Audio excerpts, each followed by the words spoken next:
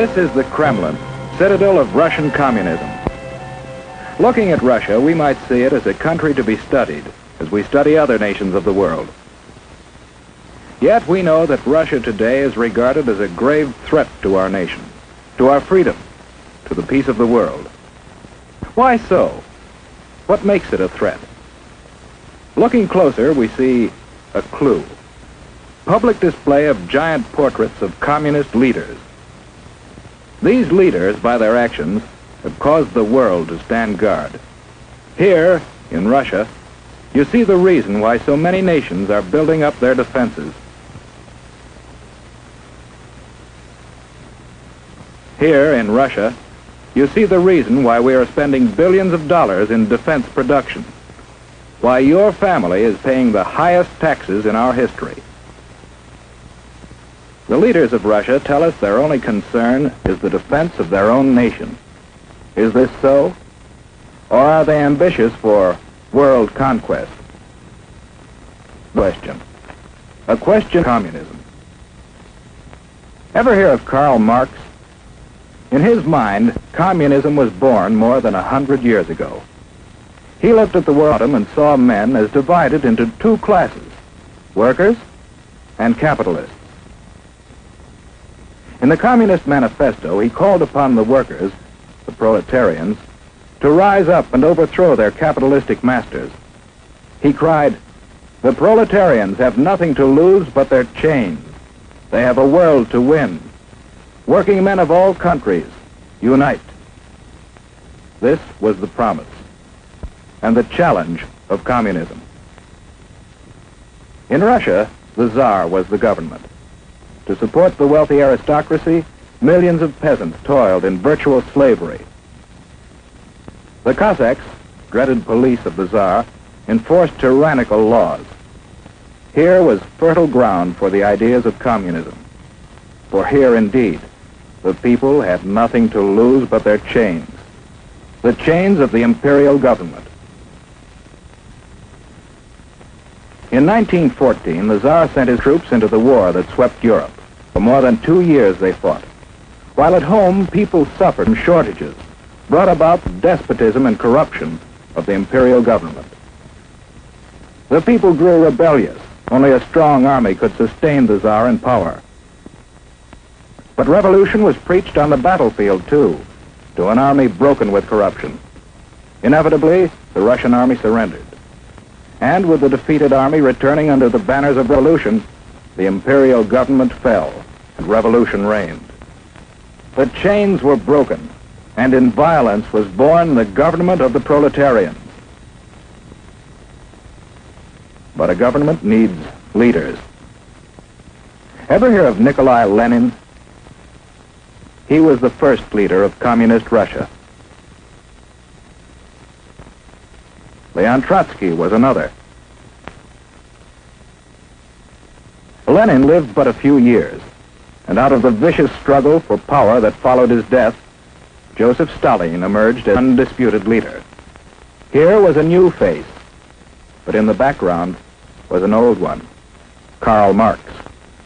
He established the ultimate aim of communism as world revolution. And the rulers of communist Russia, while firmly establishing their authority at home, created an international organization to stir up revolution throughout the world. Communism was on the march. Stalin was in the Kremlin. But what of the people? The proletarians who had fought to win a new world. Their new world might look promising, but although the land had been taken away from the capitalists, the workers didn't get it. Under communism, virtually everything belongs to the state. The individual has little right to own property or to plan his own life. He's told where to work with his employer. Little freedom to leave his job or seek a better one. Whereas we believe, and our religions teach, that the individual is all important, communism denies religion and debases the individual to a part of the vast machine that powers the state. Children are taken early and molded to fit the machine. Here is no search for truth, The government writes the textbooks, and the children are taught to accept communism and their fate without question. The Kremlin runs all elections, and the outcome is always the same. If anyone dares to disagree, he's given a speedy trial without benefit of jury. Such traitors may be immediately executed or sent off to prison. The proletarians have nothing to but their chains. They have a world to win. Although the people of Russia gained little, the rulers gained mightily in power. They built up a giant war machine, looking forward to the day when their flag would fly over the entire world. Then came the rise of Nazi Germany, another power bent on world conquest. The two nations joined forces, and Russia, believing itself safe from aggression, launched an invasion of Finland and other neighboring nations. For the first time, the world learned that the communists were no longer waiting for world revolution, but were now resorting to outright military aggression to extend their power. After the Nazis turned on their former allies, we supplied Russia with immense quantities of military equipment to wage war against our common foe. And how did Russia come out of the war? In 1917, at the time of the revolution, Russia was already a land of vast area. Soon after the end of World War II, Russia had occupied many new territories, bringing additional millions of people under communist control, and serving notice that Soviet Russia was now a world power to be reckoned with. United with Russia in war, we strove to preserve that unity in peace.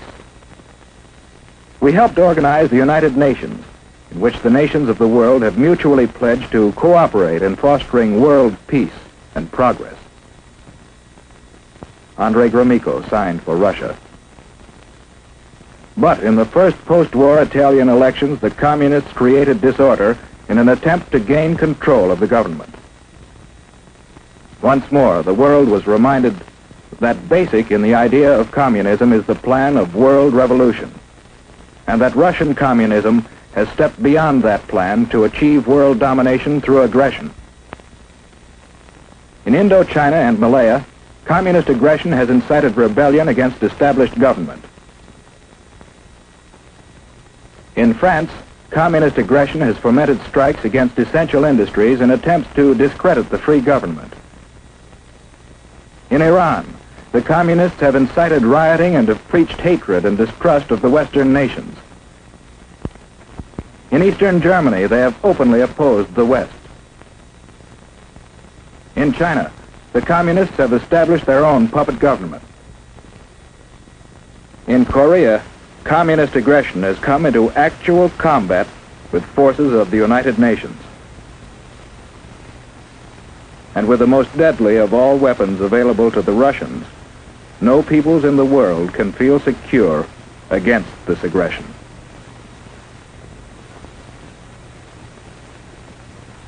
How are we meeting this challenge?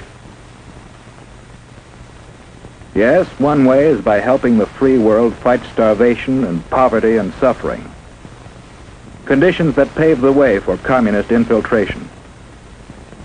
We are also supplying equipment for the free nations to develop their own resources and raise their living standards.